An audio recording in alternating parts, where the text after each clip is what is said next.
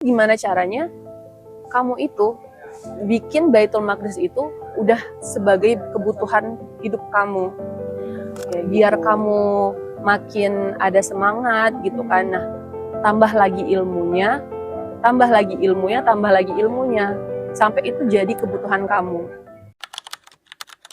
Oke, terima kasih. Terus pertanyaan kedua, kan kemarin kan tadi Kayak kan kuis ya. iya Pertanyaan kayak kuis. kedua. Ayo dijawab ya, dijawab.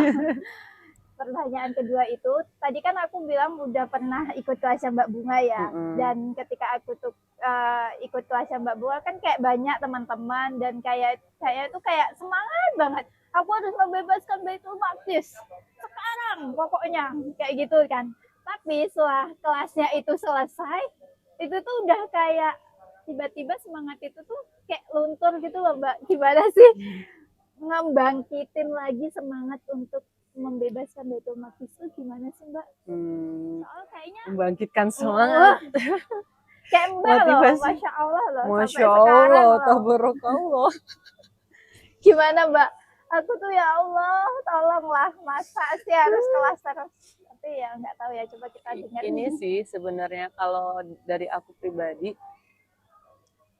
Baitul Maqdis itu udah menjadi kebutuhan kamu apa belum? Itu nanyain ke diri. Iya. Jadi misal kamu kayak makan deh, kamu butuh makan kan? Yes. Pasti kamu akan mencari makan itu terus gitu loh. Nah, gimana pun caranya kamu akan mencari makan itu, entah nanti itu masak, entah nanti itu kamu nyari di masjid, entah itu nanti kamu nyari di mana-mana gitu, entah kamu beli gitu loh. Nah gitu juga dengan Baitul Maqdis. Baitul Maqdis tuh kayak ibaratnya tuh kalau bagi umat Islam harusnya udah menjadi kebutuhan gitu loh. Yang mana ketika kamu udah tahu maklumatnya, kalau kamu udah tahu ilmunya, harusnya kamu menambah-nambah lagi, bukan mencukupkan diri di situ. Nah, ketika kamu udah ketika kamu udah belajar nih, udah belajar kemarin kan udah kelas tuh ikut Baitul Maqdis kan, Al-Aqsa kelas. Nah, itu jangan kamu berhenti di situ. Kalau kamu berhenti di situ, kamu pasti akan pasti kamu akan cuma ya udah di situ aja. Ya betul.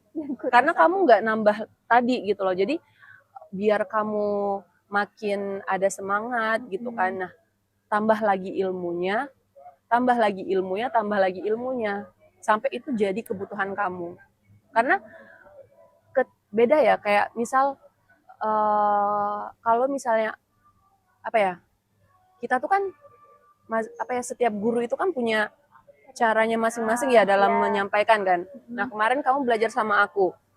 Kamu udah dapet nih. Nah, ketika kamu belajar ke tempat yang lain, mungkin kamu akan sama ilmu yang dia sampaikan tuh mungkin beberapa ada yang sama, tapi ada lagi ilmu insight yang akan kamu dapetin dari situ. Iya, betul. Yang seenggaknya itu bisa jadi bisa jadi pembangkit kamu untuk lebih semangat lagi untuk menyuarakan Baitul Maqdis. Jadi kita kan sama-sama tahu ya Baitul Maqdis itu udahlah pusat berkah, pusat dari berkah yang ada di dunia gitu kan, bahkan pusat dari segala pusat keberkahan yang ada di dunia gitu kan. Jadi kalau misalnya kita nggak baik-baik aja hari ini, mungkin keberkahan kita tuh lagi seret gitu loh, karena Baitul Maqdis lagi terjajah gitu loh. Nah, jadi gimana caranya kamu itu bikin Baitul Maqdis itu udah sebagai kebutuhan hidup kamu, kayak gitu. Berarti terus belajar. Terus belajar dan jangan berhenti belajar, dan juga sampaikan ya, dakwah kan.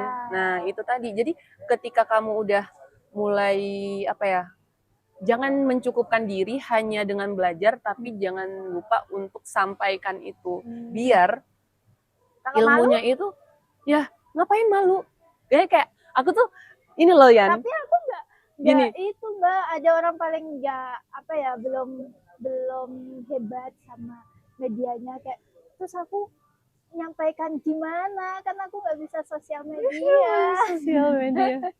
Iya ya, kayak tantangan sekarang itu kan mungkin memang semuanya tuh sosial media, sampai orang tuh aku harus nyampein lewat mana lagi ya, kan aku nggak bisa nyampein lewat media sosial karena aku kan nggak punya followers, karena aku kan nggak bisa ngedit, karena aku kan udah nggak bisa diwakili sama ini Mbak Bunga, gitu ya kan. udahlah. Ya nggak gitu ya, nggak gitu ya guys. Jadi apa ya, kalau kita tuh ngomongin dakwah, kalau kita tuh ngomongin Baitul Maqdis, sebenarnya Allah itu tuh nggak minta kita untuk sempurna dalam menyampaikan kan. Ya nggak sih? Kayak kita itu kayak disuruh apa ya Mbak, menikmati prosesnya, dan Allah itu nggak apa ya Mbak, nggak nyuruh kita itu sampai akhir gitu, nggak nyuruh sampai kita itu berhasil gitu. Yang penting kita itu apa Mbak, berproses gitu kan. Ya berproses itu yang apa ya, yang mungkin hari ini apa namanya menjadi problem di antara kita, karena banyak orang apalagi Gen Z kayak kita ya, ini mental instan. benar sekali kayak ya gitu. Allah. Tapi ya gimana caranya biar mindset itu tuh berubah, kan kita udah diajarin ya kalau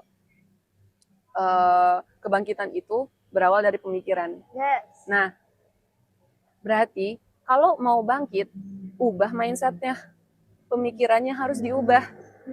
Dari yang awalnya malu, jadi kayak, oh bismillah, aku bisa kok gitu. Aku nggak malu, ngapain aku malu gitu loh.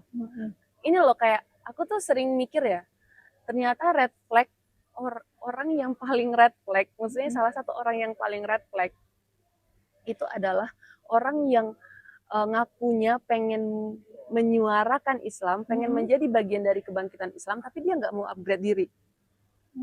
Maju Mbak nyindir ya.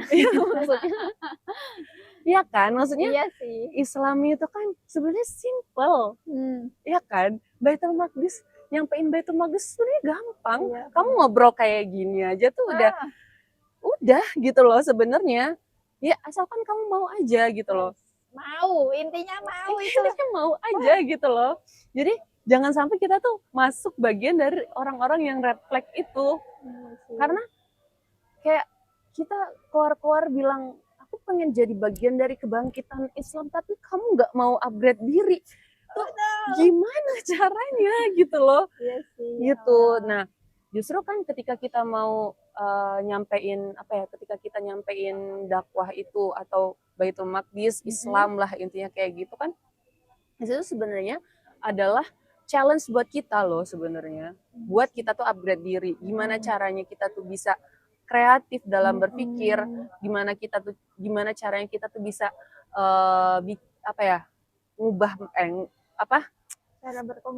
cara berkomunikasi juga gitu loh. Jadi kayak itu tuh latihan juga buat kita gitu. Dan kalau kita itu masih malu, itu tuh kayak Mas Dio kan kemarin kan aku ikut kelasnya Mas Dio kan, dia itu kayak ceritain gimana dia pertama kalinya bikin kelas, dan dia itu nyebarin, pernah nggak ke blast poster-posternya Mas Dio, dan captionnya itu di DM kan dia, tolong dong share poster aku kayak gitu. Dia itu nggak malu, karena apa? Karena dia itu kalau malu, kalau kajiannya itu sepi, yang malu siapa? Ya malu Islamnya. Karena apa? Karena malu kita itu. Iya.